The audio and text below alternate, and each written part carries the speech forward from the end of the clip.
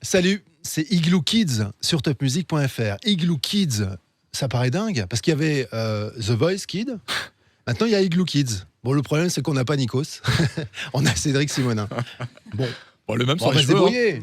Le même sans les cheveux. Le même sans les cheveux, Voilà. exactement. Mais par contre, il faut parler comme Nikos. C'est un À professionnel. tous les enfants qui sont là. Alors, c'est quoi Igloo Kids? D'abord, une petite présentation d'Igloo. Depuis 2018, Igloo traite de l'habitat et de son actualité. Des thèmes comme l'habitat durable, la construction, l'environnement, le bien-être, le logement, avec l'intervention d'invités experts du secteur. Nous en avons 3 aujourd'hui. Pour la première fois en France, et même dans le monde, l'initiative portée conjointement par Igloo on Air et l'Académie de Strasbourg permet d'y associer un public scolaire pour une série d'émissions spéciales Igloo Kids sur topmusic.fr. Cette émission vise à restituer le fruit de leur travail mené en classe depuis cette rentrée avec leurs professeurs et sur des thèmes en lien avec l'habitat et alignés sur leurs programmes pédagogiques respectifs. Une idée de qui ? Eh bien, de Nikos, de Cédric Simonin. C'est vrai, c'est vous qui avez eu cette idée qui est géniale. C'est la 3e émission avec la classe de Jennifer Polito qui est à l'école élémentaire Schumann à Strasbourg. C'est ça. Et qu'on remercie d'ailleurs Bien sûr. pour avoir participé à Igloo Kids. Alors, c'est quoi le principe ? Alors, vous connaissez tous Igloo depuis 4 ans. L'idée, c'est de parler des thèmes de l'habitat le plus simplement possible, de les vulgariser. Et puis, je me suis dit que ça pouvait être intéressant de traiter aussi de ces thèmes de l'habitat auprès des enfants de CM1, CM2, donc qui traitent déjà de ces thèmes, vous l'avez dit, lors de leur programme scolaire. On leur a proposé 9 thèmes, ils en ont choisi quelques-uns, et puis on s'est dit, tiens, mais maintenant, à nous de trouver des experts qui seraient capables de répondre simplement à ces questions. Bon, ça, on est moins sûr. Là, on est moins sûr, ils sont tout tremblotants, ils ont le stress, plus que les enfants. Alors les experts, justement, ils sont là et dans les starting blocks. Maxime Langlais, c'est le DG d'Octave. Octave, c'est le service de rénovation énergétique du Grand Est. À ses côtés, Golnaz Gademian, qui est architecte et qui travaille pour le cabinet DRLW à Mulhouse et à Strasbourg. Et puis, nous avons également avec nous Afid Ramani, qui est directeur de Trianon Résidence, que vous connaissez bien, Cédric Simonin. Afid, évidemment, et je connais les 3, aussi, même les 3. Alors, on a 5 jeunes gens qui vont poser les questions. Et la première, c'est Réfia. Salut Réfia. Salut. Ça va bien ? Oui, et T'es vous ? la première, t'as un peu la pression, ça va ? Oui. Bon. Avant En que tout cas, Réfia t'as ne le pose sourire. Oui. sa question, je veux juste dire qu'elle elle va traiter du thème de la construction. Voilà. La construction, première question, Réfia, c'est à toi. Elle a oublié sa question. Vas-y. Qu'est-ce qu'un matériau biosourcé ? Alors, Golnaz, est-ce que vous pourriez répondre à cette question ? Oui, bonjour Réfia. Alors, les matériaux biosourcés sont issus de la matière organique renouvelable d'origine végétale ou animale. Alors, ça peut être du bois, de la paille, du chanvre, du lin, de la laine de mouton, de la ouate de cellulose. Il y a plein d'exemples possibles. Et en fait, on les utilise dans le domaine de la construction pour les isolants, pour la structure même, comme pour le bois par exemple. Et en fait, ils ont l'avantage d'avoir un très bon confort hygrométrique. Donc ça concerne l'humidité, mais aussi en termes d'isolation, d'insonorisation, et surtout, ils sont meilleurs pour la santé de l'homme. Voilà, Réfia. Merci. Satisfaite ? Oui. Bon, t'as tout compris ? Oui. Alors, c'est parfait. C'est ce qu'il fallait. Hein. C'était l'idée. C'était l'idée. On va enchaîner avec Lucas. Salut, Lucas. Bonjour. Bienvenue dans Igloo Kids. Merci. Quelle est ta question ? Quels sont les différents types de matériaux utilisés dans les constructions ? Afid, avez-vous la réponse ? Je pense.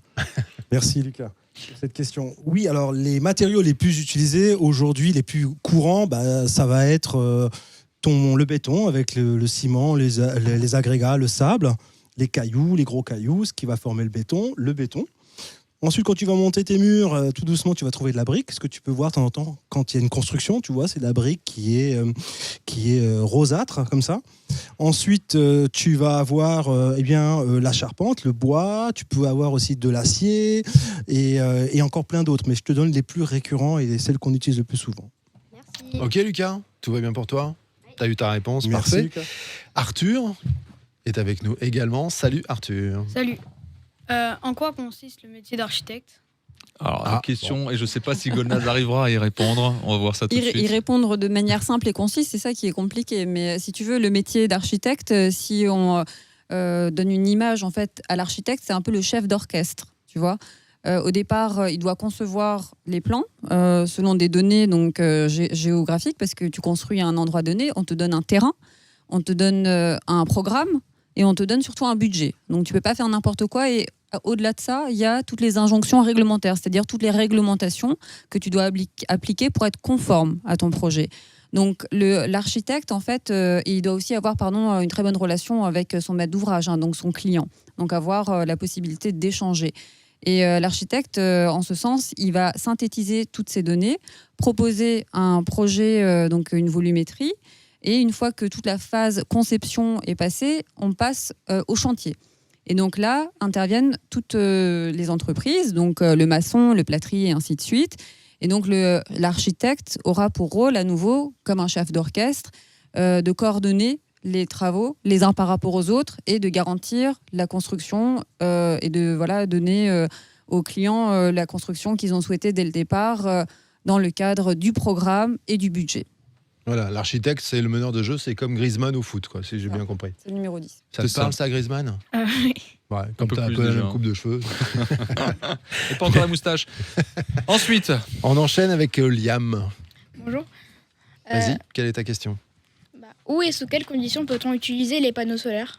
alors ça sera une question pour Maxime. Merci Liam pour ta question. C'est pas simple ça. Alors il existe des panneaux solaires qui produisent de l'eau chaude et des panneaux solaires qui produisent de l'électricité.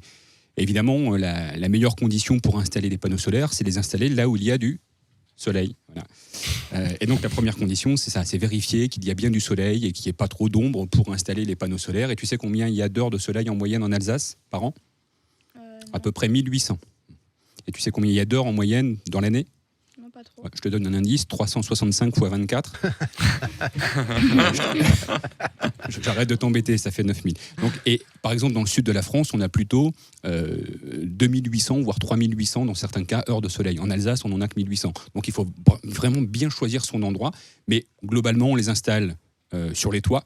Il faut une certaine pente et il faut qu'ils soient orientés au sud, là où il y a un maximum de soleil.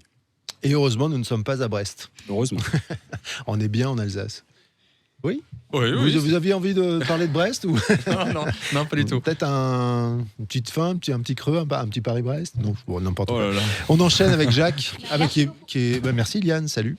Et Jacques, pour terminer, donc cette 5e question. Comment intégrer un maximum le développement durable et le recyclage dans la construction d'une maison, que ce soit à l'intérieur ou à l'extérieur? Alors vaste sujet, Golnaz. Tout à fait, c'est une question effectivement qui touche à beaucoup de domaines. La première, si on parle de recyclage pur et dur, c'est ce qu'on avait dit dans une émission précédente, c'est par exemple tu peux installer dans ton jardin des cuves qui sont soit en terré, soit en aérien, et qui te permettent de récupérer tes eaux de pluie et de les réutiliser pour ton jardin, pour laver ta voiture et d'autres fonctions. Tu peux, dans la continuité de ce qu'on a dit avant avec les panneaux solaires, réutiliser, on va dire, l'énergie du soleil pour produire de l'électricité ou de l'eau chaude. Après, il y a d'autres gestes du quotidien qui font que tu peux faire des économies et recycler aussi. Après, c'est pas tout à fait le sujet, mais ça peut aller beaucoup plus loin. Par exemple, tes épluchures, tu peux en faire un compost et ainsi de suite. On parle de recyclage alors de manière globale. Après, le développement durable, pour moi, c'est un mode de vie. C'est une éducation, ça passe par l'éducation. Moi, j'ai toujours répété, c'est éduquer.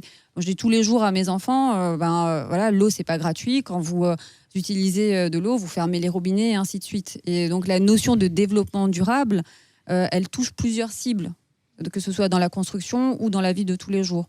Donc, pour moi, c'est plus le comportement citoyen, en fait, si tu veux, qui permet effectivement d'arriver à introduire du recyclage et du développement durable dans la vie de tous les jours. Merci beaucoup pour cette brillante réponse. Merci Golnaz. Merci aux experts parce que c'était la dernière. Vous avez été brillants pendant 3 émissions. On espère vous revoir très très très bientôt. Merci à vous les enfants. Vous avez été parfaits. Merci pour ce travail. Je crois que vous pouvez vous applaudir. Pas seulement ceux qui ont posé les questions. Bravo. Et le truc génial, Nikos, c'est qu'on va les retrouver. Pas pour chanter, mais... Et oui, on va les retrouver parce qu'il y a un double travail. C'est-à-dire que là, ils ont travaillé déjà pendant quelques mois sur ces thèmes-là avec leurs professeurs, que je remercie encore. Et puis, on leur a demandé de faire un deuxième travail. On leur a demandé quel était, selon eux, l'habitat idéal. leur habitat idéal. Et ils vont revenir faire une émission. Et là, ce seront eux les experts que nous allons interviewer. Waouh, ça va être très chaud, je le sens. Alors à très bientôt, merci à vous du côté de l'école élémentaire Schumann. On embrasse tout le monde. Merci à Jennifer Polito. Merci encore les experts. Merci Cédric Simonin. Merci à Nono, vous pouvez l'applaudir aussi, c'est lui qui a réalisé l'émission. Et cette émission, comme les autres, vous la retrouvez sur Igloo on Air, c'est sur Facebook, mais aussi sur les plateformes de podcast, sur la chaîne YouTube et sur topmusic.fr, puisqu'on y est évidemment. Merci à tous, salut.